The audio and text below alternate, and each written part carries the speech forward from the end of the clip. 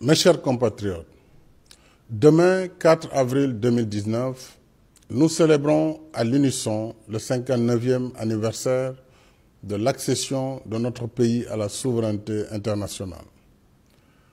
Pour marquer l'idéal panafricaniste de notre pays, les républiques sœurs de Madagascar, de la Gambie et du Libéria sont nos invités d'honneur cette année.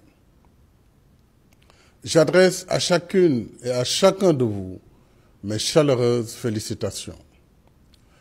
À vous, chers anciens combattants, je redis notre respect et notre affection.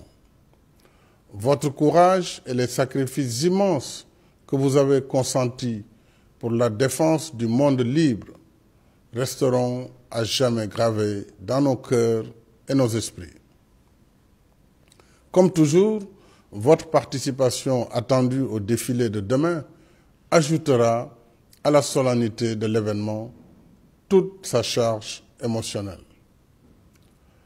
La fête du 4 avril est un devoir de mémoire qui nous rappelle le souvenir douloureux de la domination coloniale. Elle nous exhorte aussi et surtout au dépassement qui nous libère du poids du passé pour gagner la bataille du développement. Le développement est désormais le nouveau sens de l'indépendance, parce que l'étendue de notre liberté et de notre indépendance dépend de notre réussite dans l'effort de développement. Le désir de liberté et d'indépendance, nous devons aussi le maintenir vivace dans le cœur et l'esprit de nos enfants, bâtisseurs du Sénégal de demain. C'est pourquoi, chers jeunes, le 4 avril est également votre fête. Elle doit exalter en chacun de vous l'amour de la patrie, l'endurance dans l'effort, le culte de l'excellence dans le travail et la conscience de vos responsabilités futures dans la conduite des affaires de la nation. Mais votre rendez-vous avec l'avenir commence dès aujourd'hui par la construction citoyenne au sein de la famille. Et le premier acte citoyen, la clé qui ouvre les portes de la réussite, c'est l'amour et le respect des parents. Les parents méritent affection et respect parce qu'ils sont les héros de tous les temps. Ce sont eux qui offrent le toit, qui nourrissent, éduquent et soignent. Ils se privent de tout pour votre réussite. L'État, pour sa part, continuera de vous soutenir. C'est tout le sens de nos investissements dans l'éducation, la formation et l'emploi.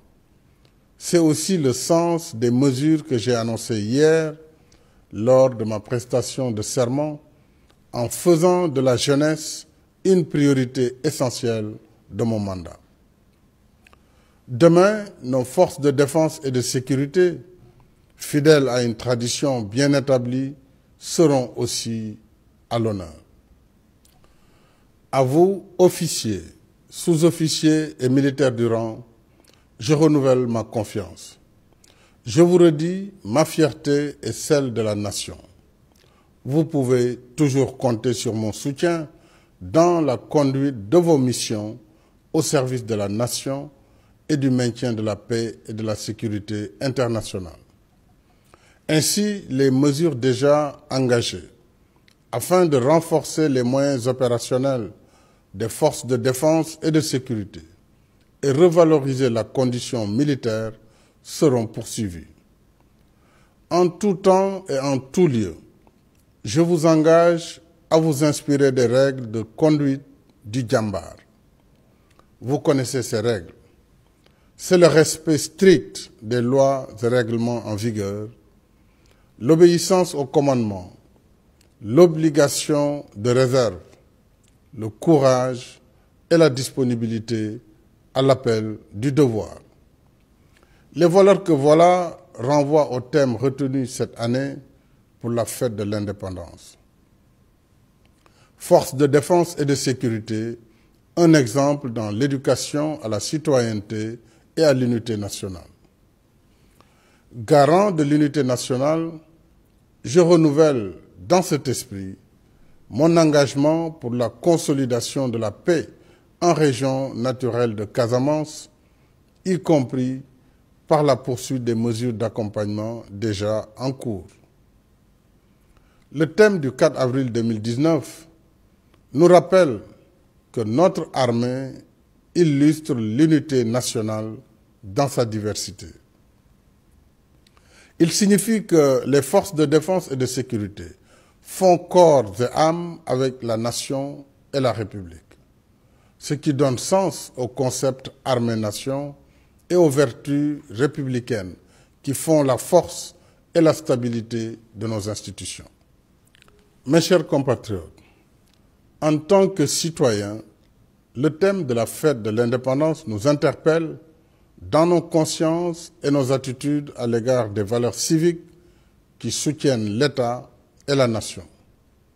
Dans une société démocratique comme la nôtre, les droits et libertés individuelles et collectifs, consacrés par la Constitution, sont partie intégrante de la citoyenneté.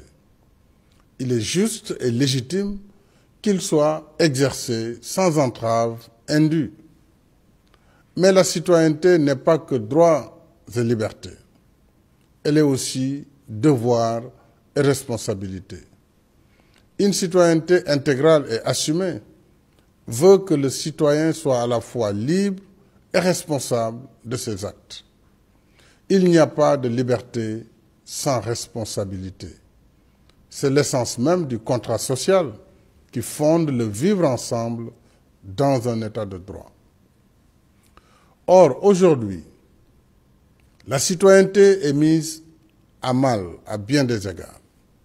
Elle est mise à mal quand l'honneur et la dignité des personnes innocentes sont mis à rude épreuve par la désinformation, érigée en instrument de manipulation des consciences et de discorde sociale. Quand l'espace public est occupé, sans titre ni droit, au risque de poser de graves problèmes d'encombrement, d'insalubrité et de sécurité publique. Quand, enfin, le bien commun n'est pas respecté et que les symboles de l'État, de la nation et de la République sont ignorés. Nous ne pouvons, mes chers compatriotes, nous résigner face à cette situation. C'est dans cet esprit que j'ai institué, dès ma prise de fonction en 2012, la cérémonie de levée des couleurs nationales au Palais de la République le premier lundi de chaque mois. Je me réjouis de constater que ce cérémonial citoyen est observé sur l'ensemble du territoire national. De même, depuis 2012, en collaboration avec l'État-major général des armées, l'École nationale d'administration, qui forme une bonne partie de notre élite administrative, dispense à ses élèves l'instruction militaire, dite formation initiale commune de base, afin de mieux les préparer à l'exercice de leur future mission de service public. Ensemble, dans un effort national, nous devons poursuivre la promotion des valeurs citoyennes, car l'esprit citoyen ne peut se construire par la seule action publique. Il s'acquiert surtout dans une démarche d'autorégulation où chaque citoyen se soumet volontiers aux exigences de l'intérêt général. C'est ainsi que la conscience citoyenne s'élève en discipline nationale qui conforte le vivre ensemble et accélère le processus de développement. L'expérience montre en effet que la discipline individuelle et collective est un facteur de compétitivité et de croissance économique. Ce soir, mes chers compatriotes, je voudrais aussi saluer la publication prochaine des 5 premiers volumes de l'histoire générale du Sénégal, des origines à nos jours. Cette œuvre monumentale de 25 volumes, sur laquelle travaille depuis plusieurs années, une équipe pluridisciplinaire d'éminents historiens et chercheurs sénégalais est la première du genre pour notre pays. Elle vient à son heure parce que l'âme des peuples, ce qui fait leur force et leur grandeur, s'incarne dans leur histoire.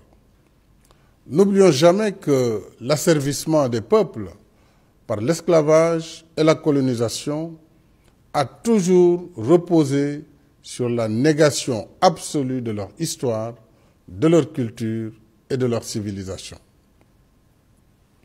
Ainsi, en faisant le récit authentique de notre passé, nous restaurons à la fois notre histoire et notre patrimoine culturel et civilisationnel.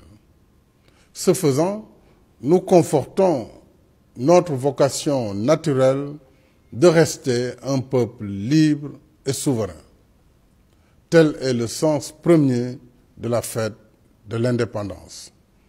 Vive la République, vive le Sénégal. Bonsoir et bonne fête de l'indépendance.